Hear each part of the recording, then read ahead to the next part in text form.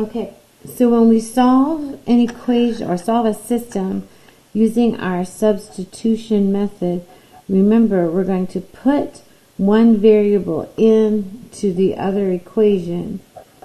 We can solve anything with one variable, so we need to eliminate one of the variables. If you look at each of these equations, I have two unknowns. I have an x and a y in this equation and an x and a y in that equation. So what I'm going to do, notice this y is already solved for me.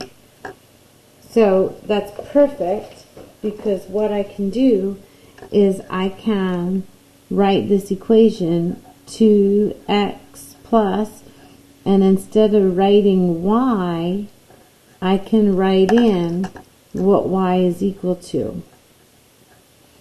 That gives me the perfect way to then solve for x. 2x's plus one more x is 3x, plus 4 is 19. Subtract 4 from each side, so 3x is equal to 15. Divide by 3, divide by 3, x is equal to 5. I'm halfway there. That means that I have an input value of 5. My next job is to figure out my y. I'm going to take this value for x, and now I'm going to go back to my original equation and see if that can help me solve for y. Y is equal to x plus 5. Hey, I already know what x is. I just figured it out. So that means that y is equal to 10.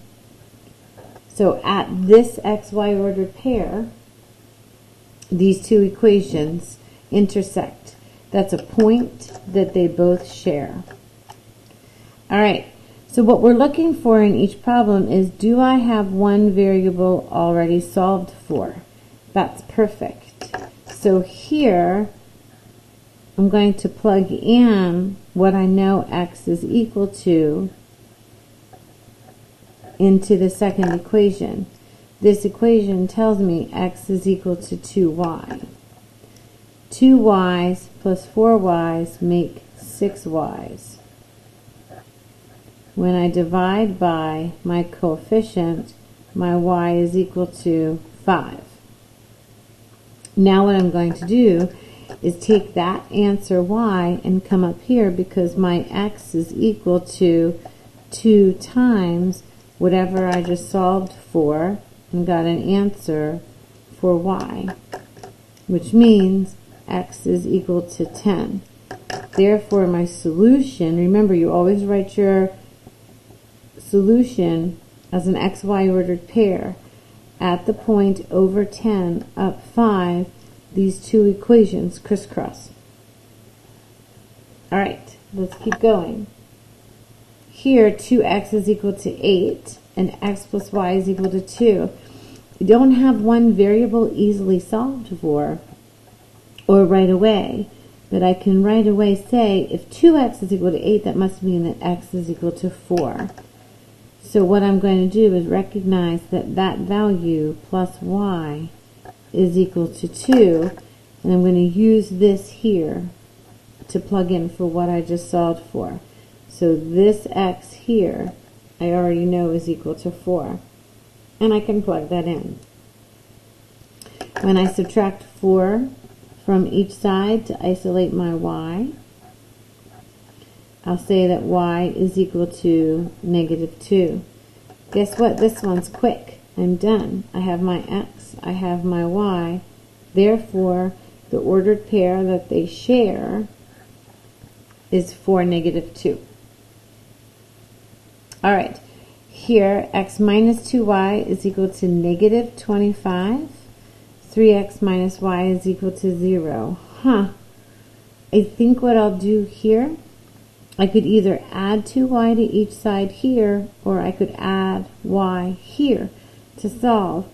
I think I'll go ahead and I'll add y here, and I get 3x is equal to y. If you chose the other one, it's still going to work out. to get the same answer. I want to bring this equation down here, and I'm going to say x minus 2 times what I got for y is equal to negative 25, and I got 3x, so I'm going to put that in for y.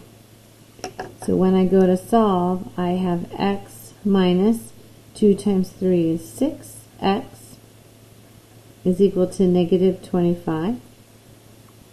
I'm going to combine like terms. 1x minus 6x's is negative 5x's is equal to 25. Divide by negative 5. Divide by negative 5.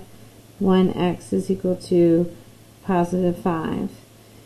Then I can come up here to my original equation where I started and said, hey, 3 times that x value is equal to y. So I'm going to go ahead and put that 5 in here because I know that that is what x is equal to. 15 is equal to y. Therefore, their solution, the xy ordered pair that works for both equations, is 5, 15. All right, let's go on to the next one. Let's go ahead and solve for x on this one. Don't you think that would be easier? Subtract 2y. Subtract 2y. So my x is equal to 1 minus 2y. This is what I'm going to be putting in to this equation. We're definitely getting a little more complicated here.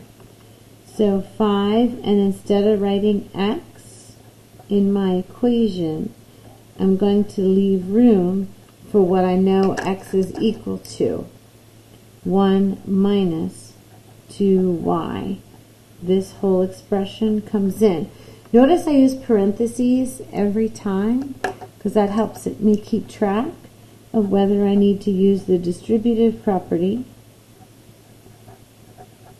before I can combine like terms and solve for my variable. So I have 5 minus 7y is equal to negative 23. So when I subtract 5, I get negative 7y. Don't forget this negative is a part of that 7, the coefficient to the y, and that's equal to negative 28. Divide by negative 7, divide by negative 7. Y is equal to positive 4. Now I'm going to take that and plug it back in to my top equation over here.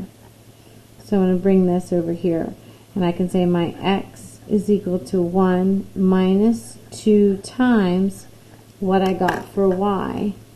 I got 4 for y, so I'll plug that in. My x is equal to 1 minus 8. My x is equal to negative 7. When I go to write that as an ordered pair, remember the x's come first and then the y's, so that everyone knows where that intersection happens. Okay, for number 6, this one's a little easier to solve for a y. Add 3x to each side. So I get y is equal to positive 3x plus 4. This is what I'm going to put in for this y. Alright, so I'll go ahead and I'll say negative 9x plus 5 times what I'm substituting in for y is equal to negative 1. 3x plus 4 goes in for y, and that's going to give me a nice big equation to solve. Negative 9x plus 15x plus 20 is equal to negative 1. 6x plus 20 is equal to negative 1. And I'm already curious. I'm going to go back and double check my work because I'm not sure this is going to work out evenly. Negative 9x plus 5 times positive 3x plus 4, that's 15, that's 20. Negative 9, 15 minus 9 is definitely 6. So I think I'm right. Guess what? We're going to have some fractions to deal with. It's okay. So 6x is equal to negative 21 divided by 6 divided by 6. X is going to be equal to negative 21 sixths, which I can simplify by dividing a 3 out to negative 7 halves. Alright, now I got to take this value for x and plug it back into this equation. We'll come work over here in this pocket. My y value is equal to 3 times what I got for x plus 4. I got negative 7 halves for x. So my y is equal to, I'll put that over 1. Multiplying fractions is no problem. Top times top, bottom times bottom, plus 4. Now, of course, you can go to your calculator for this. I know that 4 is the same as 8 halves. So when I go to add negative 21 and 8 halves, I get negative 13 halves. The numbers are not always pretty, my friends. Negative 7 halves, negative 13 halves is going to be the xy ordered pair. Now, this one here is a good example of why graphing would not work, because my solutions would not come out evenly. Alright, let's check out the back page. When we look at our next problem, this looks a little simpler, thank goodness. Let's go ahead and solve for x by adding y to each side. X is equal to y. Hey, that's interesting. If x is equal to y, that means that they are the same number. And then I get some zeros here. That's kind of interesting. So we'll go ahead and plug that in, and it doesn't matter. You can put x in for y or y in for x. We'll go ahead and say 7x plus 1 more x is equal to 0. 8 x's are equal to 0, divided by 8, divided by 8. So x is equal to 0, which means, guess what? Y is equal to 0.